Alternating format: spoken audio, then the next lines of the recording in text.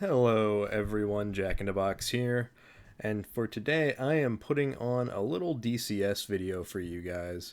This is a single player mission, no multiplayer today, just doing some easy stuff I guess. This is the hideout mission.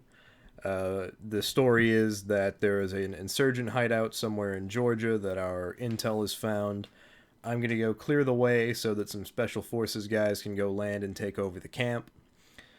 I've got myself loaded out with some Mark 82s, 6 Mark 82s, 4 AGM-65D Mavericks, those are the infrared Mavericks, 2 CBU-97 smart cluster munitions, and 1 CBU-87, I guess, dumb cluster munition. I've also got 7 151 rockets in that Lao 131 pod. And of course the 2 AIM-9s, but I have played this mission before. I know that there won't be any enemy aircraft coming near us. That's just for a bit of authenticity, I suppose. We're also loaded with about 85% fuel just so that I could keep the weight down as much as I could. We are still at 100% maximum takeoff weight, so no real room for error here. We're going to use up most of the runway, but I figured we could just go ahead and get started. Now, I don't upload DCS videos much, although it is probably the game I play the most. Let's see here if I can remember how to do this. Everything on standby and APU start. There we go. We're going to wait for this APU gauge to come up until it's at about 100%. And all of our stuff, then we're going to turn this APU generator on. And then the APU will allow us to power everything off battery. Because right now we're draining the battery with all these lights. So we're just going to wait for that. You can hear it. It's just a little motor in the back of the plane that's not... It's not those 2 jet engines. It runs off the fuel tank though. It uses the same gas as the main engines do. It's just it just provides power, and it also provides bleed air to start turning those engines and get them burning on their own. We're just about there at 100%. And my HOTAS control, I do have the Thrustmaster HOTAS, so basically this right here, I actually have a physical model of on my desk right now, plus the stick as well.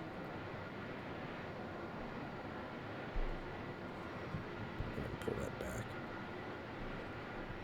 Okay, APU is up, so now we're going to turn the APU generator on. See all this stuff being uncaged, powers being transmitted to it.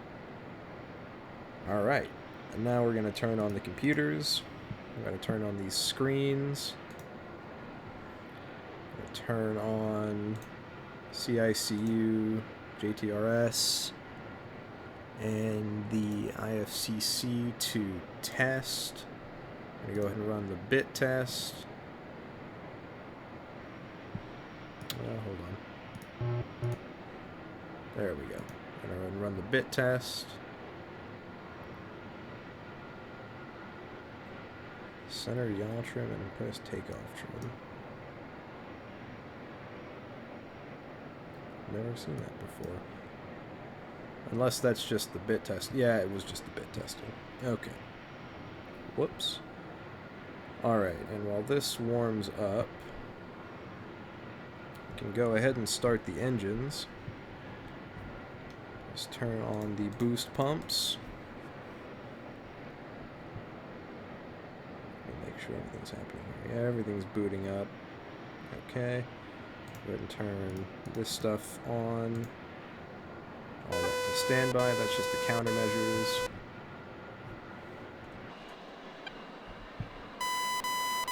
It looks like I actually had the game time slowed down a little bit, so that was a mistake. Alright, this is on. We're going to load our information from the little card that was inserted. Altitude. I actually don't know where the slot is by the ground crew. It's going to load all of this mission information into the actual plane's computers. As soon as these dots show back up, that means the loading is done. take a few more seconds. We're going to go ahead and start the left engine.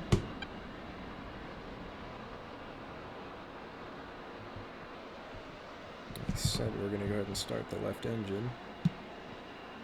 Once everything's engaged. Turn SAS on.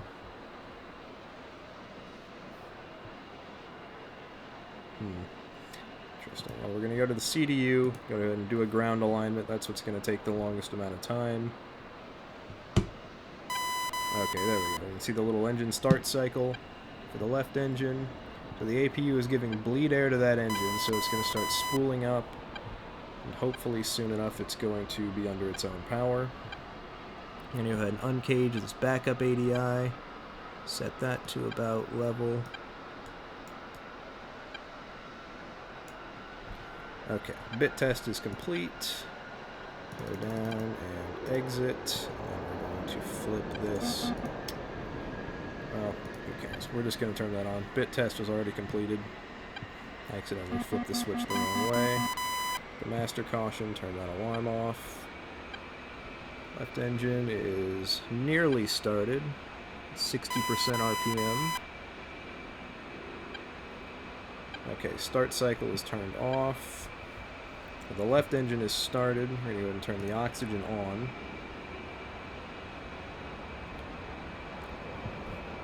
And now we're going to go ahead and press the right throttle into the idle position. There we go. Now we're going to start the right engine. Same process as the left engine. Should have all the hydraulics ready. There we go. Flaps at takeoff. We're going to go ahead and actually cancel out those flaps. Link the throttles together. Now it's a waiting game. Essentially this is going to be counting up this little timer. We're going to be counting up, and when this reaches a certain point, this INS nav ready will start blinking. Then I'll switch over to nav mode. I will I'll hit the EGGY button. Then I'll turn on the EAC switch, which you can't see, but it's behind the throttle. I have a little switch on my desk here. Before that, we can go ahead and turn the radar altimeter on, which will turn on the GCAS, the ground collision avoidance system, which basically informs the pilot that he's about to hit the ground or is in danger of hitting the ground. It'll give me a big X on the HUD and tell me to pull up, plus an auditory warning. Shouldn't be too much longer. Technically, you're not supposed to do this, but I'm going to go ahead and close the canopy. Quiet it down a little bit. Hopefully the noise wasn't too loud, although it could be. It's entirely possible that no one was able to hear me. Oh well. And it's just a waiting game now. Let's look at the digital stores management system. There you can see those two CBU-97s on the left and right, inboard left and right pylons. The very center pylon has the CBU-87, 3 Mark 82s in those triple ejector racks, 2 AGM-65 Deltas, and lightning pod, of course, to help me spot targets. That is actually not on the spot it normally is. It's over there. Usually I have it on the right side where that rocket launcher is. That's going to be confusing for me. And of course the M151 rockets just give me a little more firepower. I like using them. They're fun to use. If I was going to be doing this mission as efficiently as possible, I would have replaced those 3 Mark 82s, or I guess the 6 Mark 82s, with GBU-12 laser-guided bombs, but I figured we can have fun with these. And I probably wouldn't have brought those CBUs on this exact mission. You don't really need them, but again, it'll be fun. Okay, so the INS system has aligned. We're going to go ahead and hit nav here. I'm going to go ahead and flick the EGGY switch, and on my desk HOTAS, you can't really, you can kind of see it. That switch right there, flick that up.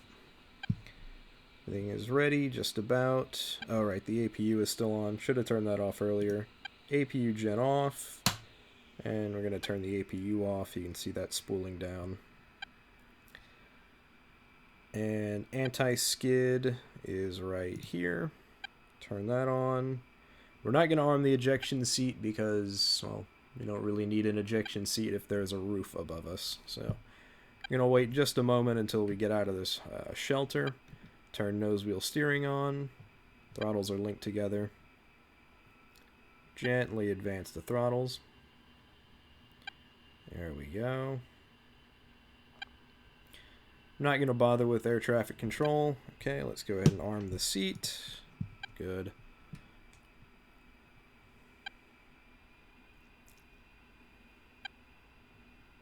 Sorry about the occasional frame stuttering. Probably because I'm recording. I usually get somewhat better frames than this. Of course, DCS has never ran very well, but the new 2.5 does seem to help with that. Plus, it looks great. Well, when I get up in the air, it'll probably get a little better, hopefully. Sounds might actually be too quiet once the cockpit canopy is closed, but we'll see. I'd rather it be too quiet than too loud. Throttle down, some gentle braking. Go ahead and turn flaps to takeoff. Turn onto the runway.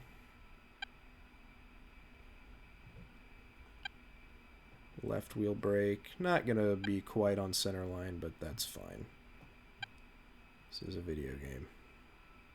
Or simulator, I guess, but video game. Gently come to a stop. Excellent. Alright. Full brake. Advance up to 80% RPM on the engines. Everything's holding well. Max power. Releasing the brakes. And we are off. As soon as I hit 50 knots, I'm going to turn nose wheel steering off. Those big dual rudders give us quite a bit of rudder authority, even at lowish speeds. Here we go. We're going to try to rotate at about 150 knots, but it might be a little sooner just because we'll reach the end of the runway. We are very, very heavy after all. Go ahead and start to rotate a little bit. And that was pretty close to 150. Gear up. Silence that horn. Alright. Good for us. That was not bad at all.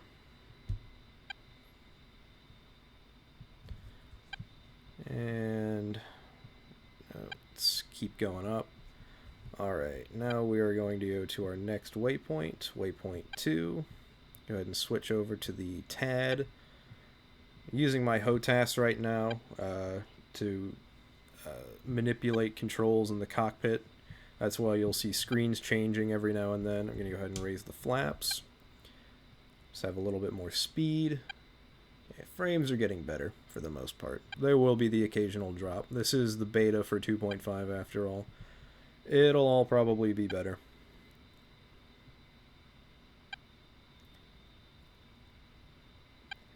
We are going to go ahead, turn our autopilot to path hold. We're going to try and get a good path hold right about on our waypoint. Gonna trim out a little bit. And that's close enough. Alright. So the autopilot should keep us pointed right about at the waypoint. As you can see, here's the plane, here's the first waypoint, and that little, looks like a wedding cake, is the sensor point of interest. Basically, that's where the airplane is, I guess you could say that's where the airplane is looking. And I can tell that big camera, that targeting pod, to look directly at it. Don't really need to do that right now. What we will do is actually turn the targeting pod on. That takes a couple of minutes to get ready. We'll keep everything else off for now. Though I will go ahead and start to align the Mavericks, because that also takes a couple of minutes. Okay. Yep, we're just going to wait until our scout helicopter, who should be nearing the target area now, gives us our new objectives. There we go.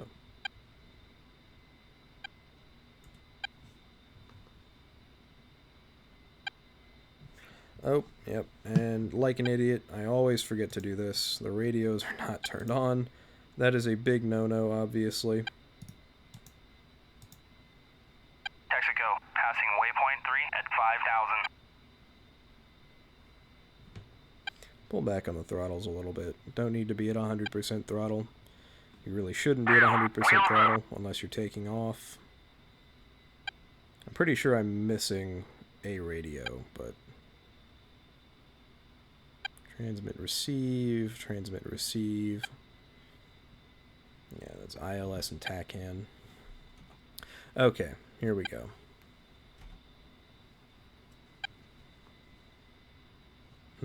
Usually there's audio here. Again, I might be missing a radio. It's been a while since I've done the A-10.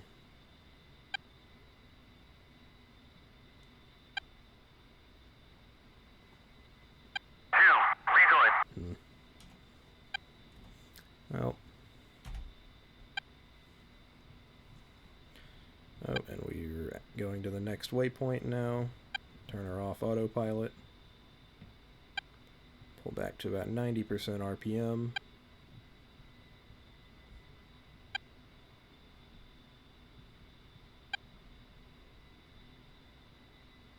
Go back onto path hold.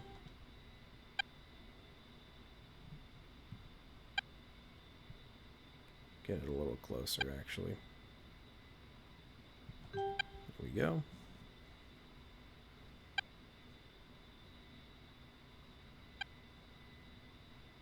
Just make sure I haven't done anything else stupid. Again, I should have turned the radios on. That should have actually been pretty much the first thing I did, but oh well. Oh well. See, the TGP is all aligned and ready to go, but I don't need it yet, so I'm just going to turn back to the CDU.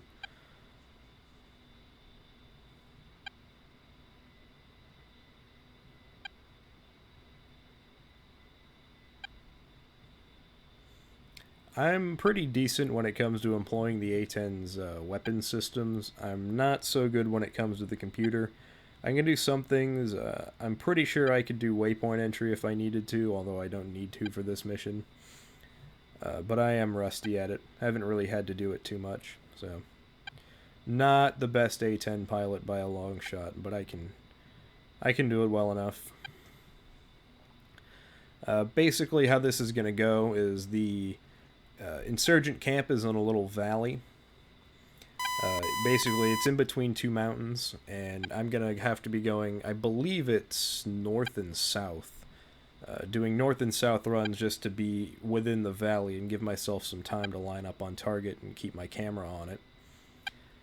And I'm just going to be releasing weapons. There are some BTR-80s and some ZSU-23s. Although I don't believe any of them are radar-guided. Or I should say there are some radar-guided anti-aircraft guns, and I believe some SA-8s or SA-19s possibly. But your suppression of enemy air defense flights normally take those guys out. So, should be okay.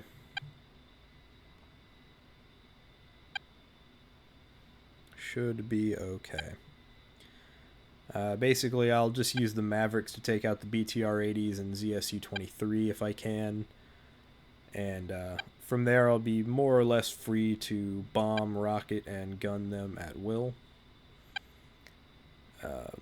The biggest thing is you do have to take out pretty much anything that can shoot down a helicopter pretty much needs to be taken down, because they are going to be landing Blackhawks in the middle of the site. So even though a BTR might not be the biggest threat to me, although they are surprisingly accurate when it comes to shooting down aircraft, they are a much bigger threat to two Blackhawks that are unarmed. Except for, actually, I don't even know if they carry door gunners. So That'll be important. It's going to realign us here. Flick the autopilot back on. Let's see here. Still have got 8,600 pounds of fuel, so we're doing fine there. We do have a tanker. Actually, he was just passing us not too long ago. Or he was just crossing in front of us, I should say. Can't see him now. So, well, we have F-15s up there somewhere. They're probably escorting him. Or they might, no, they're escorting the E-3. Now, this is pretty much the long and boring part of this mission. We have to get all the way to the mountains. Hopefully I'll cut this part out, but we'll see. I don't have any super advanced editing software, but you don't really need super advanced editing software. I used to use Camtasia in high school, but Windows Movie Maker is what a lot of people are suggesting, so I was never super familiar with Camtasia anyway, so it's no huge setback for me.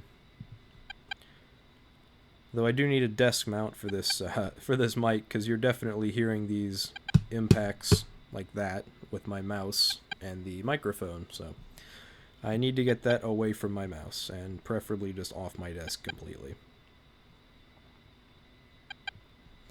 Again, just making sure everything's okay. Always double check, in fact. Let's see. Passing waypoint 4 at I am actually going to want to change some of the settings. Well, hold on. Let me go to the next waypoint. You can see down here, this little arrow is pointing towards the next waypoint, and this is counting down the distance, or counting up at this point, but it will count down as I get closer. But also, it is that little box in front of me, right there. That little box is the waypoint. And you can see, hopefully, maybe, probably, right there is, that's either, I think that's the 4 Tornado seed flight. Texaco, Could passing also waypoint 5 at maybe 22,000. be, he's passing waypoint 5. Texaco, on station at Bulls 348. I think that's the 40 Tornado at flight. I think I see 22,000. more than, I think I see about 4 planes there, 3 or 4. Could also be our tanker, but I think it's the Tornadoes. Our F-15s are off and over there somewhere. Much off our wing, actually. Can't quite see them. Anyway, I am going to change the settings for the CBU-97s. I always have problems with these because in the wind, the little parachutes that these things come down on are completely blown off target. So let's see here. CBU-97, view profile. Let's see here. CC, probably going to be doing CCRP releases. And I'll explain that in a second. Let's see. Climb, time of fall, minimum altitude. I should be able to... I thought you could change the height of function, which is basically the height that the bomblets pop out. A lower height of function does mean that it impacts a tighter area, but it also means that it won't be blown off target as much. So if you want to hit a wide target area, which you might want to do with big guided cluster bombs, you should just make sure there's not too much wind, or at least you should compensate for the wind by knowing its direction. Let's see here. Yeah, you can give it different offsets for wind and whatnot.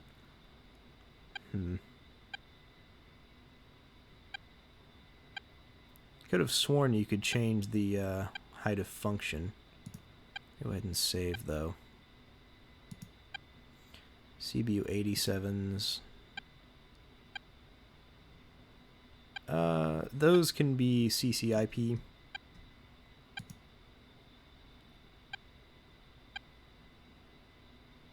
Yeah. I'll have to look at this more, probably for the next mission, but for now, it should be fine. If not, I still have plenty of gun ammo to kill whatever I need to, in case all the cluster bombs fail. And plus, I'm a decent when it comes to dropping iron bombs, so we should be able to take out whatever we need to. Let's see. Go to the TAD. We'll zoom out a little bit.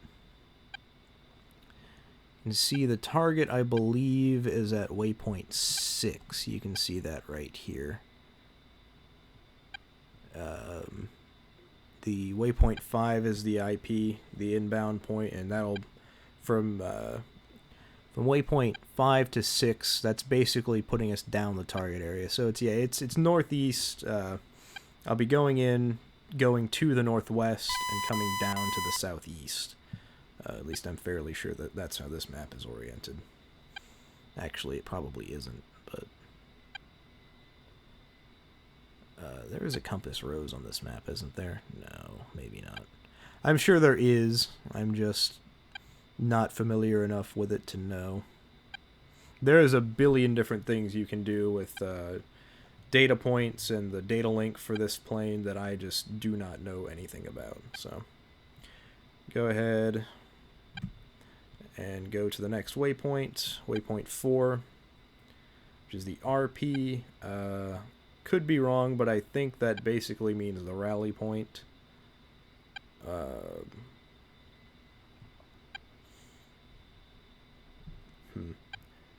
Then IP is initial point or inbound point. I think it's initial point. Basically where you start your bombing run from, or at least your initial bombing run. Put her back on autopilot.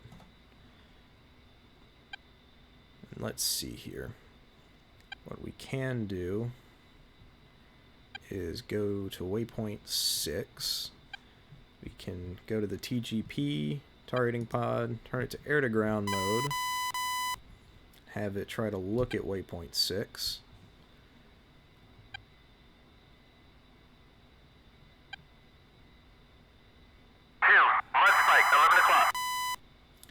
Let's see, we can see there is an SA-6 somewhere in the distance over there. I think we're too far away from it for any of that to actually matter right now, but as we get closer, that's something to watch out for. I'm just looking in the valley, seeing if I can see. There we go. Yeah, that looks like it. Switch to thermal view. The white hot mode, you can see right here, it says W hot and then B hot. Just white hot and black hot, just different modes. White hot obviously means that anything that's hot will show up white, kind of like that BMP, I believe. Or no, those... I think those are tracked, yeah. I think those are BMP something or others. We have a in-place ZSU-23-2, a BTR. Okay, yeah, these are all... Doesn't look like it has any weapons in it. All things you've got to watch out for. 2-1, this is Suzy 2-1, coming over. Okay, we're going to respond. Hawk 2-1, Uzi 2-1 is visual. Okay, so he sees it too.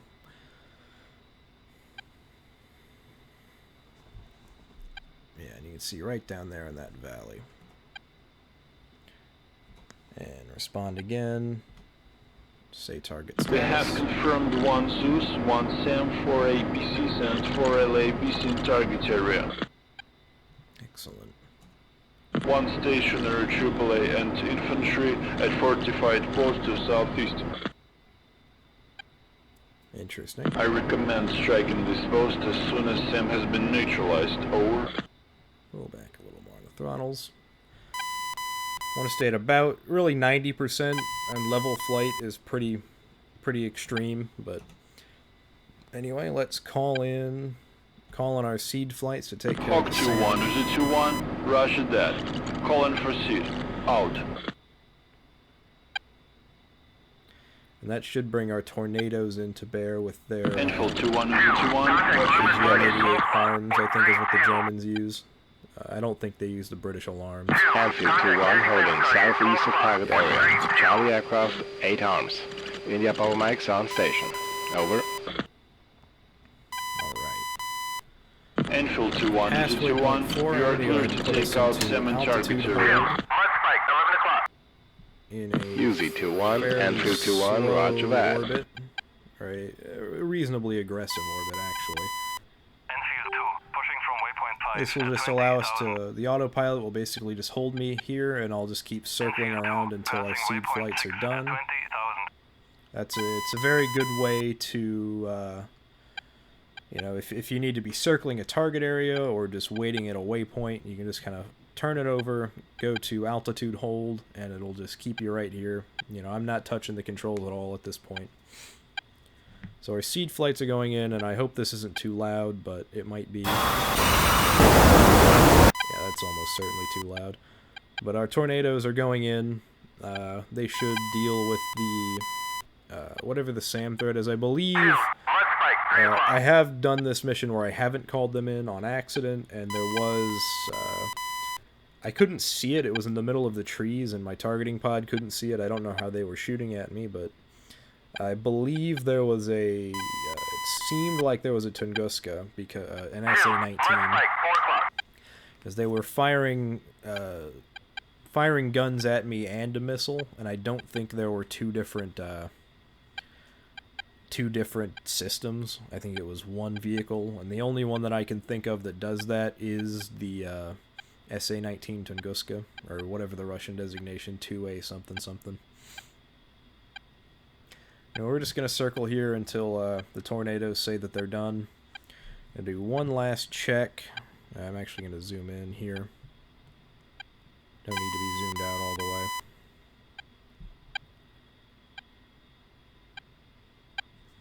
Do one last check of the digital storage management system. We're going to go ahead and arm the laser. Master arm on. Gun pack is on, which is a stabilization system that allows us to aim better with the gun. It basically keeps us on target even with the massive recoil of the gun. So everything's ready to go. Just waiting for the tornadoes. I think the initial attack I'm going to use the CBU-97s to take out those... well, I'm going to use the Mavericks to take out the in-place ZSU, and then I'm going to use the CBU-97s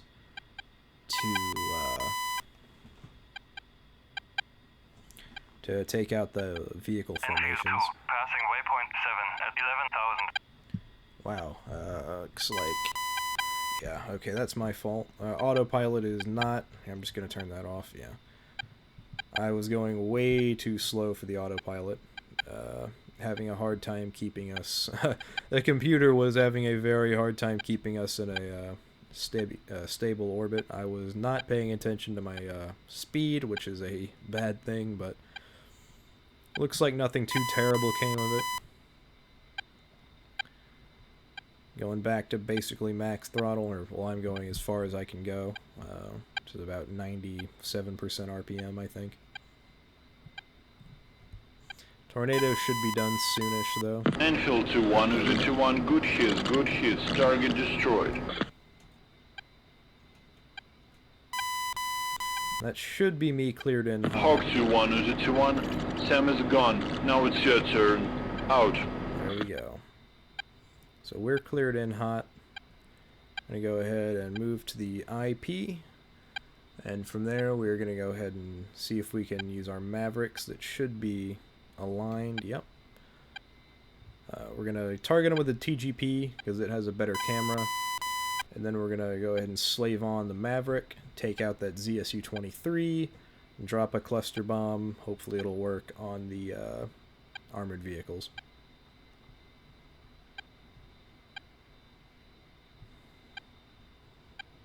2.2 miles. This is fine. We're going to go ahead and go to the target.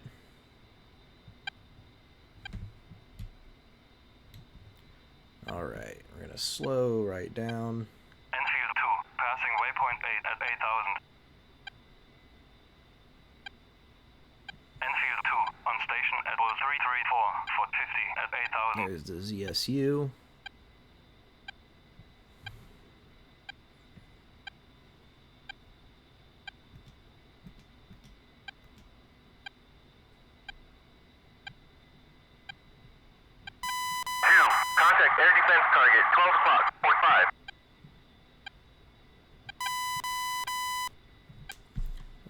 select the Mavericks. Not doing this particularly well. I should have been doing this from further away.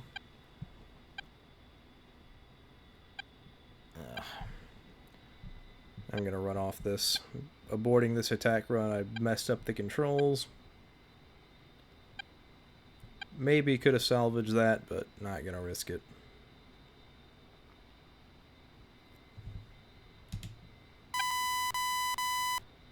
Turn back to the TGP.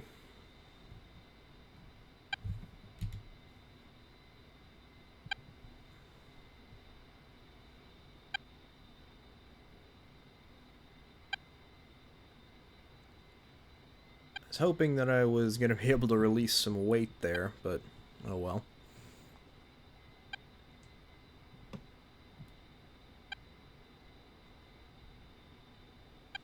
Okay.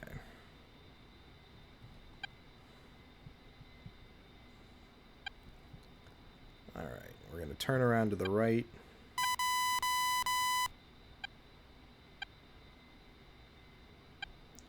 Try and keep it level. Not doing a great job. We're going to make sure we're on target with the TGP, then we're going to switch to the Mavs quickly, hopefully. Okay, we're on with the TGP. Switching to Mavs. Slave that over.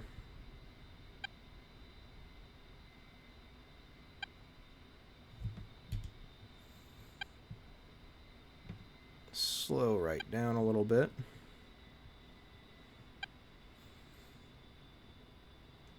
There we go. Locked on.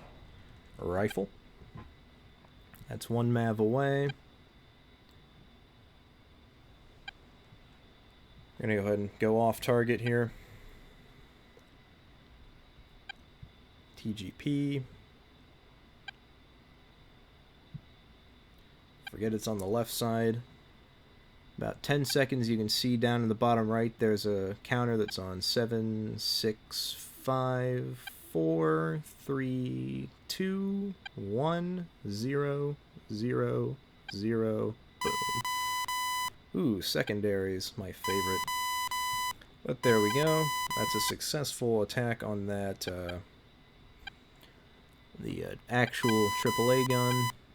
From here, we should be able to target, I think I'm going to target right there with my CBU 97s.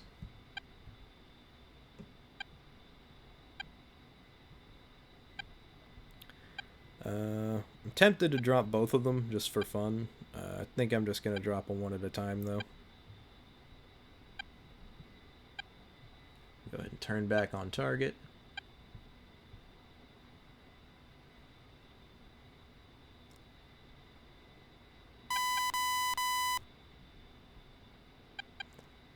Trying to keep my targeting pod on target. Not the easiest thing to do though. Means I have to keep my wing up. Okay, that should be fine. We're doing a CCRP drop, which isn't the best. I hope there's not too much wind, but you know, whatever. CCRP basically means you're choosing a point on the ground and your airplane will tell you when the basically you fly on, keep these two, you can see there's two lines, you keep them aligned. There's a little thing at the top that says it's counting down from 10 right now. So I'm holding the trigger and it'll drop automatically at the best time. Could be a bit more accurate here to be honest, but that's one bomb away. With any luck, I'm going to go ahead and go into altitude hold. With any luck, this bomb's going to hit. You never know. Looks like we're going to overshoot a little bit, but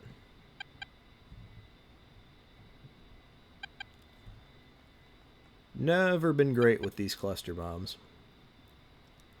I might try a CCIP release next. Usually when you do it using cluster bombs, even these smart munition cluster bombs, you want to be diving a little bit. And you can still dive in a CCRP release, but CCIP, which basically just shows you a point on the ground where the bombs will hit if you release them at any point. Gonna go ahead, let's see if I remember how to do this. Switch to CCIP. Go ahead and go full throttle. I'd probably want to climb a bit more. I'm just going to do a little spiraling climb.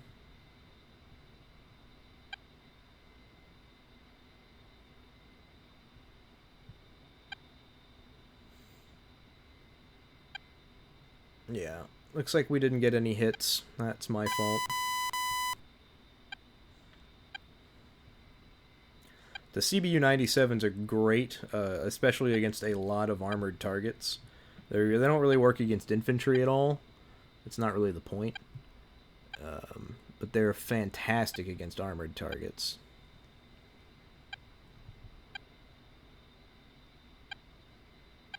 We're 2.5 miles from the target. Just about overhead. We're going to go ahead and put her in a dive. Kick out the air brakes.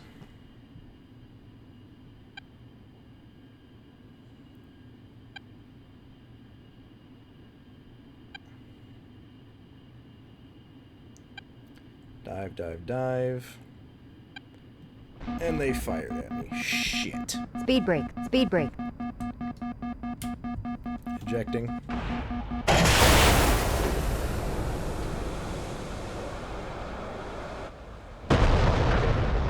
Well, that didn't work exactly how I wanted it to.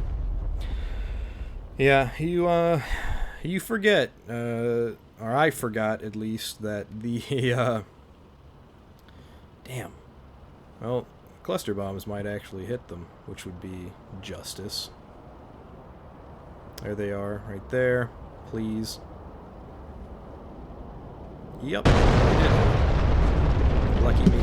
My pilot almost got hit by the ejected casings. That's kind of funny.